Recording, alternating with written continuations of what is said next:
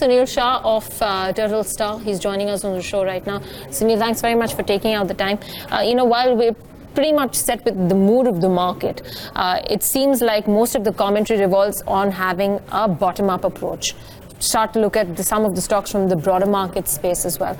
Is that a view that you concur with? And how would you position yourself if you had to be more stock specific? Well, so my thought is that the market has got completely demarcated. There is those premium stocks, the ones which are one of the best corporate governance and debt-free and no pledge and none of those.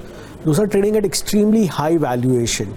So from here, if anybody builds a position into those kind of stocks, then maybe the return which will be generated over the next few years might not be that impressive, because price is actually capturing a lot of the fundamental strength that the business has.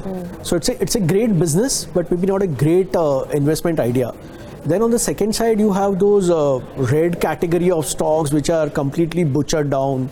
They have those huge problem of debts, etc. So I think the right positioning would be to look at quality and, as you stated, in the right sense, which is a bottom-up approach, look into individual stocks with merit. So few of the businesses are good.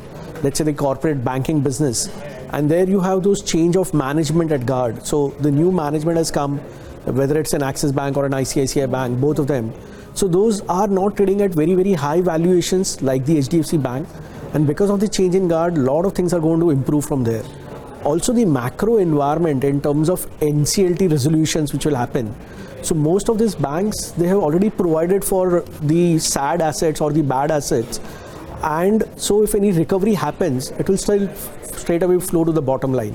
So I think it's going to be a mix of great quality available at a price is what one has to look at and look at investing. Also, ideally, maybe sip it out over the next few months, because the June quarter will be really a washout in terms of growth numbers. Yeah. So market will still give one more opportunity even at that point in time. So ideally, make a list of the stocks that you like. So would your two picks be Axis and ICICI, or would you have something else in mind? Yeah, obviously Axis and ICICI are the large cap stocks. There are something also in the gold finance business.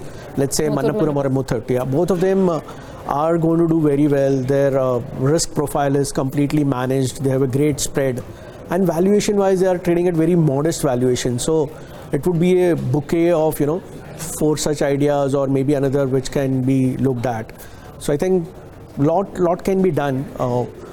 I think one big theme which will emerge in the next few years will be water theme into every household, which is what the government is targeting. So if you look at the government's track record of delivering what they had stated, water will be one big thing which will happen in the next few years. So there will be companies in the pipes business. I think some of them are very, very nicely positioned. So we have to have a bottom-up approach, look at the macro environment and see if management quality is good, is where opportunities are there for one to look at investing. Sunil, the stocks you just highlighted for us, I think last time also you said you are pretty much positive on the gold financing companies and also in a couple of banks. But tell us something which is corrected, a good quality stocks. We've been discussing Titan, Bajaj Twins, which have been correcting in the recent past. Would you, or even Maruti, which has slipped below the mark of 6,000. Would you look at any of these stocks now, considering they have corrected from their higher levels? Yeah, so I think auto theme will be there for a period of time. So again, in that, maybe a few of the auto ancillary companies would be the ones to keep a watch on. Minda Industries is one such case in point, which is having diversified product portfolio. They have a diversified customer base as well.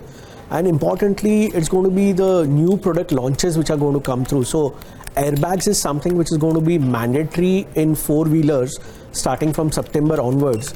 And Minda Industries is one such company which is positioned in that category of providing airbags to the 4-wheelers. So I think apart from the industry growth rate, Minda Industries is one which will grow at a rate which would be 1.5 or almost 2 times of the industry growth rate. Because of its, as I mentioned, quite a huge product portfolio. They are into switches, they are into lights, they are into wheels. And all of these products which Minda Industries is making is something which will not get obsolete in the electric vehicle. So again, it's going to be a good long-term story for the company as well. And I think this should be one such play if one has to look at investing. Again, just a disclaimer that all the stocks that I'm talking are ones which are there into our portfolio and for our clients and our firm as well. Sunil, if you're tracking aviation, Interglobe Aviation is something we've been discussing throughout the day today. What are your thoughts with what's transpired between the promoters?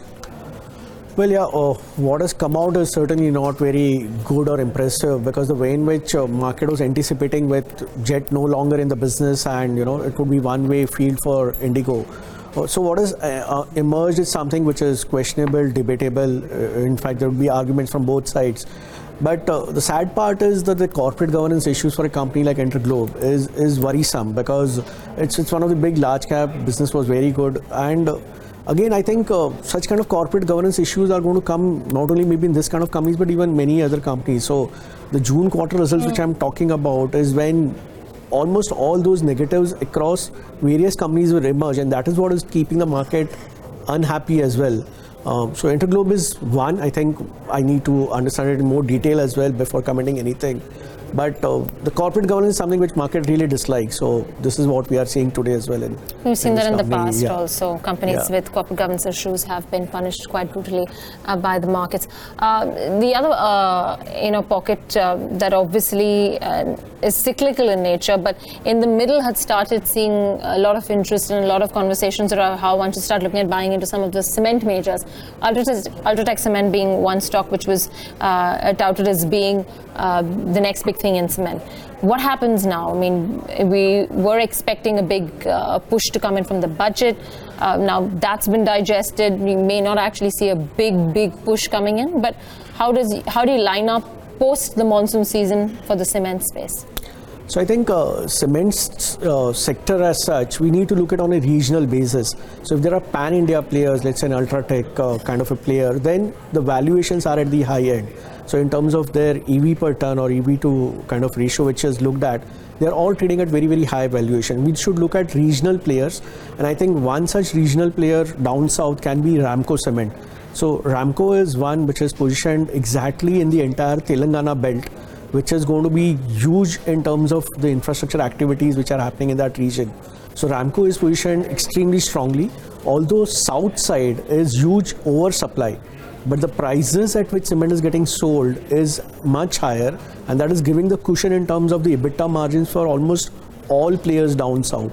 But the problem is the pricing itself, and while we had just recently done a cement dealer survey which actually suggested that this month prices have been cut by cement manufacturers. Yeah, so generally in the month of monsoon, the season, in fact, we'll see price corrections actually happen because the demand offtake is also on the lower side. If you're talking about post-monsoon is what I think we're talking about. I think the pricing again comes back. So this is an annual seasonal phenomena which happens for almost all the players in South region, and Ramco is one such company. It's got one of the best operating efficiencies as well in the industry in terms of their operating margins. So pricing is a cushion which is applicable for all players, but how you manage your efficiency is also important, which is where Ramco plays out much better. I think the one which can be compared can be Shree Cement on the north side, which is the Rajasthan belt, and they have one of the best efficiency in the industry. So down south, if I have to play on the volume game from the Telangana belt, it's going to be Ramco, which will be better, and the valuations are also more modest enough rather than buying those pan-India companies.